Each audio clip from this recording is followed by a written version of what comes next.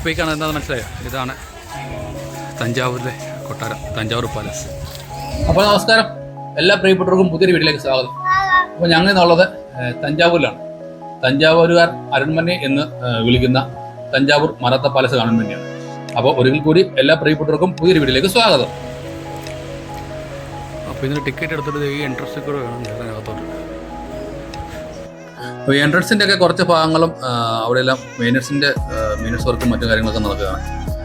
അപ്പം കുറേ നാശനഷ്ടങ്ങളും മറ്റൊക്കെ ഈ കൊട്ടാരത്തിൽ സംഭവിച്ചിട്ടുണ്ട്. അപ്പോൾ അതെല്ലാം ഇപ്പം റിനോവേഷൻ വർക്കുകളൊക്കെ നടന്നുകൊണ്ടിരിക്കുകയാണ്. പക്ഷേ ഇതിൻ്റെ അകം നല്ല മനോഹരമാക്കി വെച്ചിരിക്കുന്നത്. അപ്പോൾ നമ്മൾ കയറി വന്ന എൻട്രൻസിൻ്റെ ഭാഗമാണിത്. നമുക്ക് പാർക്കിംഗ് വരുന്ന ഇതിൻ്റെ ഉള്ളിലാണ്. ഒരു പാർക്കിംഗ് ഗ്രൗണ്ടും മറ്റൊക്കെ ഉള്ളിലുണ്ട്. അപ്പോൾ നമുക്ക് 2-3 വഴി ഇതിനുള്ളിലോട്ട് കയറി വരാൻ പറ്റും. അപ്പോൾ ഞങ്ങൾ കയറി വന്ന വഴി വേറൊരു വഴി കൂടെയാണ് കയറി വന്നത്. ഒരു ഗ്രൗണ്ടിൽ കൂടെ കയറി വന്നാൽ നമ്മൾ ബൈക്കോടെ പാർക്ക് ചെയ്തിട്ട്. അപ്പോൾ എന്നാണ് ടിക്കറ്റ് എടുക്കണമെന്ന് പറഞ്ഞു. ടിക്കറ്റ് എടുക്കാൻ നമ്മൾ പുറത്ത് വന്നു. ടിക്കറ്റ് എടുത്തിട്ട് ഞാൻ അകത്തോട്ട് കയറി വരിക. ഇപ്പോൾ കയറി അതോടെ ഇരുന്നത് ഇവിടെ ഒരു സരസ്വതി മഹൽ ലൈബ്രറി ഉണ്ട്. അങ്ങോട്ട് ദർബാർ ഹാളാണ് ഇരിക്കുന്നത്. അപ്പോൾ അവരവിടെ അകത്ത് നിൽക്കുന്നത്. ഇങ്ങനെ അകത്ത് വയ്ക്കുന്നോട്ടൊക്കെ ഇത് കാണാം. ഇപ്പോൾ ഇവിടെ മാത്രം നാട്ടുകാരുടെ വെൽ ടവർ, സംഗീതം, ഹാൻഡിക്രാഫ്റ്റ്, റെസ്റ്റ് റൂം, അങ്ങനെ കുറേ സംഭവങ്ങൾ. അപ്പോൾ നമ്മൾ നേരെ അകത്തോട്ട് കയറി ഇപ്പോൾ ഇവിടുന്ന് ലെഫ്റ്റ് വേണം. നമ്മൾ ബൈക്കാണ് അവിടെ പാർക്ക് ചെയ്തിരുന്നത്. ആ വഴി കൂടെ കയറിയാണ് നമ്മൾ ബൈക്കിൽ നിന്ന്. ഒരു ഷോർട്ട് കട്ട് വഴിയായിരുന്നു. ഗൂഗിൾ മാപ്പ് നമ്മൾ അവിടെ കൊണ്ടുവന്ന് വഴി തെറ്റി. എന്നിട്ട് നമുക്ക് 2 പിള്ളേർ നമ്മളെ വഴി കാണിച്ചു. അപ്പോൾ മെയിൻ എൻട്രൻസ് കഴിഞ്ഞ് കയറി വരുമ്പോഴത്തേക്ക് ഇവിടെ പാസ് കാണിച്ചിട്ട് വേണം കയറാൻ അകത്തോട്ട്. 12 വഴിയിൽ കൊണ്ടുപോയി.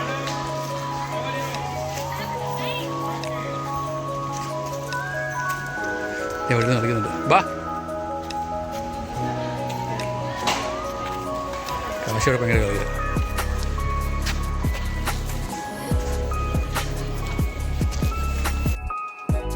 അപ്പോൾ ഈ ഒരു കൊട്ടാരത്തിൽ 2 ഭൂഗർഭ പാതകളുണ്ടെന്ന് പറയപ്പെടുന്നു. ഒന്ന് നമ്മുടെ ബൃഹദശ്, അതായത് തഞ്ചാവൂർ ക്ഷേത്രം. തഞ്ചാവൂർ ക്ഷേത്രം ഏകദേശം ഇവിടുന്ന് 1.5 കിലോമീറ്റർ മാറിയാണ് സ്ഥിതി ചെയ്യുന്നത്. പിന്നൊന്ന് മറാത്തകളുടെ കുലദൈവമായ ഒരു മുത്താരമ്മൻ കോവിലുണ്ട്. അവിടേക്ക് ഏകദേശം 6 കിലോമീറ്റർ നീളമുള്ള ഒരു തുരങ്കപാതയുണ്ടെന്നും പറയപ്പെടുന്നു. എനിക്ക് കൃത്യം അറിയില്ല. അറിയാവുന്ന ഒരു വീഡിയോയ്ക്ക് താഴെ നിന്ന് കമൻറ്റ് ചെയ്യും. അപ്പോൾ നമ്മൾ പാസ്സൊക്കെ കാണിച്ച് കയറുമ്പോൾ ഫസ്റ്റ് നേരെ ഇങ്ങോട്ട് വരുമ്പോഴത്തേക്കും ഇവിടെ ഒരു ബിൽഡിങ്ങാണ്. അപ്പോൾ ഈ കാണുന്നത് രാജകുടുംബത്തിൻ്റെ ക്ഷേത്രമാണ്. 1589 ഈ ഒരു ക്ഷേത്രം ഇവിടെ നിർമ്മിച്ചത്. രാജകുടുംബങ്ങൾ എല്ലാ ദിവസവും ഇവിടെ ആരാധിച്ചിരുന്നു എന്നാണ് പറയപ്പെടുന്നത്.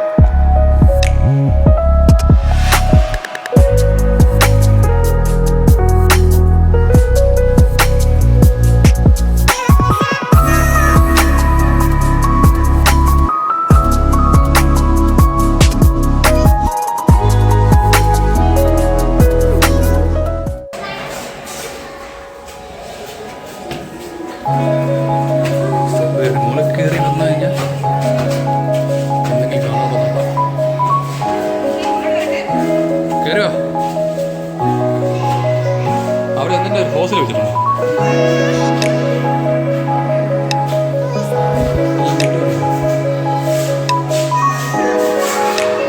ഇവിടെ എന്തെങ്കിലും അതാണ് അവിടെ എന്തോ.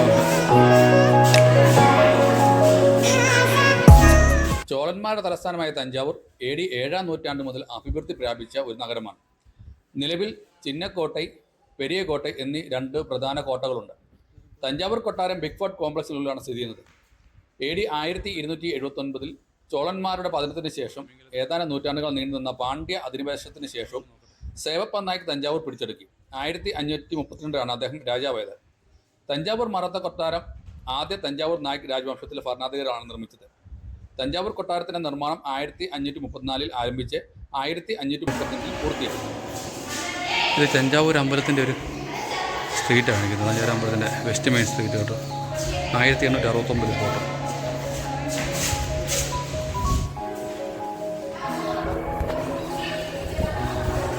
അപ്പോൾ ഇവിടെയാണ് സംതിങ്.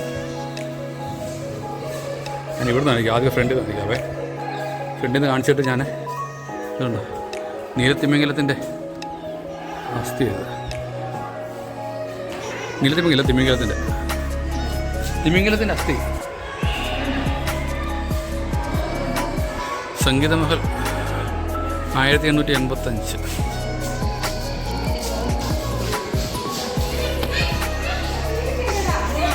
ഇവിടെ നിന്നാണ് എൻ്റെ പേര്.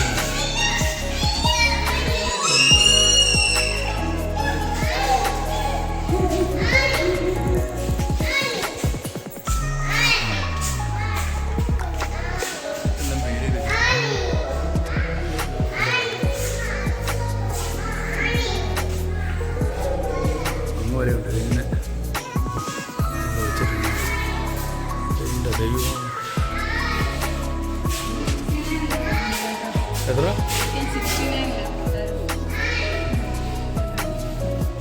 ഇത് 1869. ഇതോ ഇത് തഞ്ചാവൂർ ക്ഷേത്രം 1869. ഇതേ ഇവിടെ ഒരു ചൂർ ചിത്രം ഉണ്ട് കണ്ടോ. പക്ഷെ അതെല്ലാം പോയി, പെയിൻറ്റിങ്സ് എല്ലാം പോയിരിക്കുന്നു. ഏതെങ്കിലും രാജാക്കന്മാർ കാണാൻ പറ്റും.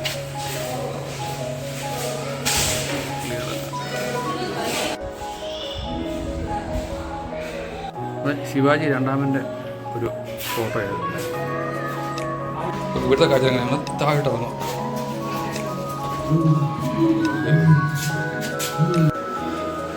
അപ്പോൾ അവിടുത്തെ സ്റ്റെപ്പിറങ്ങി താഴെ വന്നതിന് ശേഷം ഇവിടെ ഒരു ഇതെല്ലാം ബ്രോൺസിലുണ്ടാക്കിയ ഇതാ വിഗ്രഹങ്ങൾ മറ്റൊക്കെ.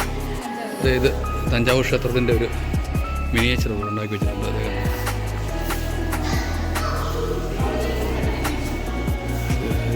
രാജാവിൻ്റെ ഏത് രാജാവെന്ന് എനിക്കറിയില്ല. ശിവാജി അല്ല കണ്ടിട്ട് ശിവാജി തലപ്പാവക്കണ ശിവാജിയുടെ പോലുണ്ട്. പിന്നെ ഇവിടെ എന്തൊക്കെയോ ഉണ്ട്. ഇതൊരു പള്ളി. ഇത് വേളാങ്കണ്ണി ചർച്ചാന്ന് തോന്നിട്ടുണ്ടെന്ന് തോന്നുന്നു. വേളാങ്കണ്ണി ചർച്ച. ഇത് നാഗോർ ദുർഗ. ഇതൊരു ദർഗയുടെ ഒരു മിനിയേച്ചറുണ്ട്. നാഗോർ ദർഗ. ഇത് വേളാങ്കണ്ണി. 60-70 കിലോമീറ്ററാണ് വേളാങ്കണ്ണിക്ക്. അത്രയേ ഉള്ളൂ.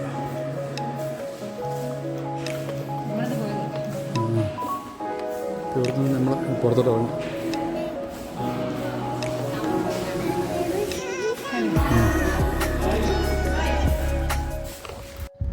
50 രൂപയാണ് ഈ കൊട്ടാരത്തിൽ കയറുന്നുള്ള ടിക്കറ്റ് നിരക്ക്.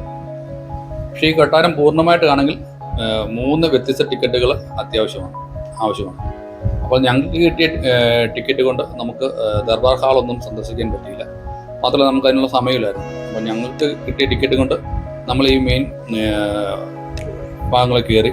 അതായത് ഇവിടെ ഉള്ളത് ആഴ്സണൽ ടവറുണ്ട്. ടവറിൽ കയറും. അവിടെയാണ് ആ തിമിംഗലത്തിൻ്റെ ഒരു ഫോസിലുള്ളതും. പിന്നെ ഈ മ്യൂസിയം ഉണ്ട്. ഈ മ്യൂസിയങ്ങളൊക്കെ സന്ദർശിക്കാൻ പറ്റും. സമയപരിമിതി മൂലം ഞങ്ങൾ പെട്ടെന്ന് ഇവിടുന്ന് കാഴ്ചകൾ കണ്ടിട്ട് ഇറങ്ങുകയാണ്. അപ്പോൾ വീഡിയോ ഇഷ്ടമായൊന്ന് ലൈക്ക് ചെയ്യണം. പിന്നെ അതുപോലെ നമ്മുടെ ചാനലൊന്ന് സബ്സ്ക്രൈബ് ചെയ്യണം. സബ്സ്ക്രൈബ് ഇതുവരെ ചെയ്യാത്തവരൊന്ന് സബ്സ്ക്രൈബ് ചെയ്തൊന്ന് സപ്പോർട്ട് ചെയ്യുക. പിന്നെ നിങ്ങൾക്ക് അറിയാവുന്ന കാര്യങ്ങളൊക്കെ ഒന്ന് ഈ മറാത്ത പാലസിനെ പറ്റി അറിയാവുന്ന കാര്യങ്ങളൊക്കെ ഒന്ന് കമൻറ്റ് ചെയ്യും. ഈ തഞ്ചാവൂർ കൊട്ടാരത്തിൻ്റെ ആകർഷണങ്ങൾ എന്ന് പറഞ്ഞാൽ തഞ്ചാവൂർ കൊട്ടാരം നിരവധി വാസ്തുവിദ്യ സവിശേഷതകൾ ഉൾക്കൊള്ളുന്ന ഒരു വലിയ സമുച്ചയമാണ്. വലിയ ഹാളുകൾ, വിശാലമായ ഇടനാഴികൾ, ബഹുനില നിരീക്ഷണ ഗോപുരങ്ങൾ, തണൽ നിറഞ്ഞ ഒരു മുറ്റം എന്നിവ ഈ വലിയ സമുച്ചയത്തിൽ ഉൾപ്പെടുന്നു. ചെറിയ പടികൾ, മൂർച്ചയുള്ള വളവുകൾ, താഴ്ന്ന മേൽത്തട്ട് എന്നിവയുള്ള വളരെ ഇടുങ്ങിയ പടിക്കെട്ടുകളാണ് മറ്റൊരു കൗതുകകരമായ സവിശേഷത. ശത്രുക്കളുടെ ദ്രുതഗതിയിലുള്ള മുന്നേറ്റം തടയുന്നതിന് വേണ്ടിയാണ് ഈ നടപടി. കുതിരപ്പട മുന്നേറ്റം കാലാൽപ്പടയ്ക്ക് വലിയ വേഗത്തിൽ മുകളിലേക്ക് കയറാൻ പറ്റത്തില്ല. അങ്ങനെയൊക്കെ അതിനുവേണ്ടിയാണ് ഇങ്ങനെയൊക്കെ നിർമ്മിച്ചിരിക്കുന്നത്. രാജ സർഫോജി അദ്ദേഹത്തിൻ്റെ സ്റ്റാച്ചു.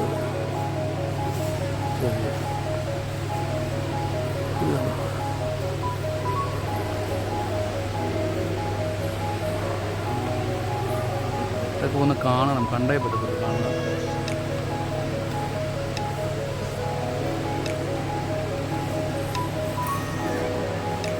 ഇവിടെ കുറേ കുഞ്ഞു കുഞ്ഞു കുഞ്ഞു കുഞ്ഞു വിഗ്രഹങ്ങളൊക്കെ ഉണ്ട്.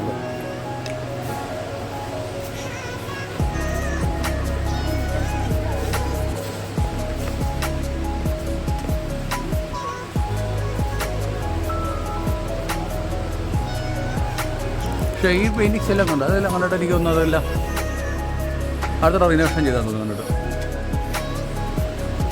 ഇല്ലേ.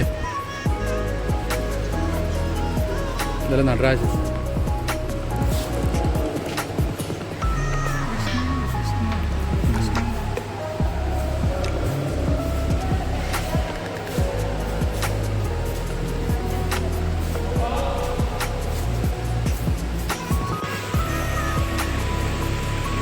ഇല്ല, ബെറിയൽ എന്താ ഉദ്ദേശിക്കുന്നത്? ബെറിയൽ UR ബാക്കി സ്പെല്ലിങ് വിട്ടതാണ്. ട്രാൻസ്ലേറ്റ്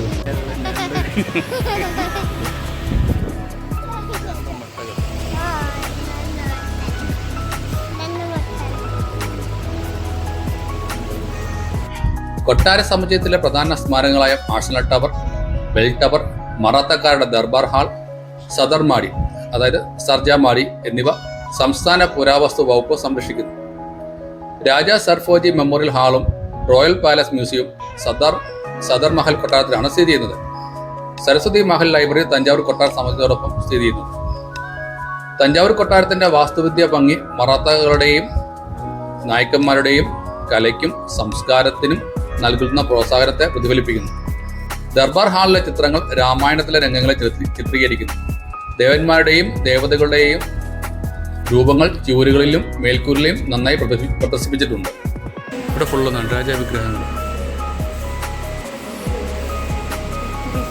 11ാം സെഞ്ചുറി, 11ാം നൂറ്റാണ്ടിലെ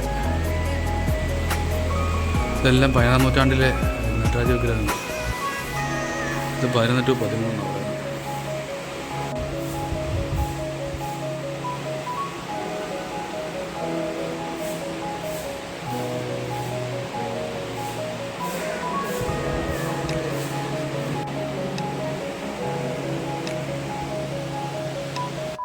അപ്പോൾ ഈ കാണുന്നതാണ് ആഴ്സണൽ ടവർ, അതായത് ഗൂഡ ഗോപുരം എന്നാണ് പറയുന്നത്. ഗൂഡ ഗോപുരം അഥവാ ആഴ്സണൽ ടവർ 8 നിലകളുള്ള 192 അടി ഉയരമുള്ളതാണ്. 1855 CE മറാത്ത കാലഘട്ടത്തിലാണ് ഇത് നിർമ്മിച്ചത്. യൂറോപ്യൻ രാജ്യങ്ങളിൽ നിന്ന് ഇറക്കുമതി ചെയ്ത ആയുധങ്ങളും വെടിക്കോപ്പുകളും സൂക്ഷിക്കുന്നതിനുള്ള ഒരു കാവൽ ഗോപുരമായും ആയുധപ്പുരയായും ഇത് ഉപയോഗിച്ചിരുന്നു. 1855 ഇംഗ്ലീഷുകാർ കൊട്ടാരം പിടിച്ചെടുത്തതിനു ശേഷം എല്ലാ വസ്തുക്കളും 1863 തിരുച്ചിറപ്പള്ളിയിലേക്ക് മാറ്റി. 1645 നായ്ക്കരാണ് 2 നിലകൾ മാത്രമുള്ള പ്രാരംഭ കെട്ടിടം നിർമ്മിച്ചത്. പിന്നീട് 1855 മറാത്തക്കാർ ടവർ നവീകരിച്ച് പൂർത്തിയാക്കി. വിവിധ സൈനിക ആവശ്യങ്ങൾക്കായും ഇത് ഉപയോഗിച്ചു. മുകളിലത്തെ നില ഒരു വാച്ച് ടവറായും ശേഷിക്കുന്ന നിലകൾ ആയുധങ്ങളും വെടിക്കോപ്പുകളും സൂക്ഷിക്കാനും ഉപയോഗിച്ചു. രണ്ടാമത്തെ നില രാജാവിന്റെ ആയോധന കല പരിശീലനത്തിനായി മാത്രമാണ് ഉപയോഗിച്ചിരുന്നത്. അപ്പോൾ ഈ ഒരു പാലസിൽ ഇതിലും കൂടുതൽ കാഴ്ചകളും വിശേഷങ്ങളും ഉണ്ട്. അപ്പോൾ നമുക്ക് സമയപരിമിതി മൂലമാണ് കാണാൻ പറ്റാതിരുന്നത്. പിന്നെ രണ്ടാമത്തെ കാര്യം, നമുക്ക് ഒരു ടിക്കറ്റേ കിട്ടിയുള്ളൂ. 3 ടിക്കറ്റ് എടുത്തെങ്കിൽ മാത്രം നമുക്ക് ഈ ഒരു ഫുള്ള് കാണാൻ പറ്റത്തുള്ളൂ. ഒരു വീഡിയോ ഇഷ്ടമായി കരുതുന്നു. ഇഷ്ടമായി ലൈക്ക് ചെയ്യുക, നിങ്ങളുടെ അഭിപ്രായ നിർദ്ദേശം കമൻറ്റ് ചെയ്യുക. അപ്പോൾ ചാനൽ സബ്സ്ക്രൈബ് സപ്പോർട്ട് ചെയ്യണേ. അപ്പോൾ അടുത്തൊരു വീഡിയോ കിട്ടുമ്പോൾ this is Ranjith signing off.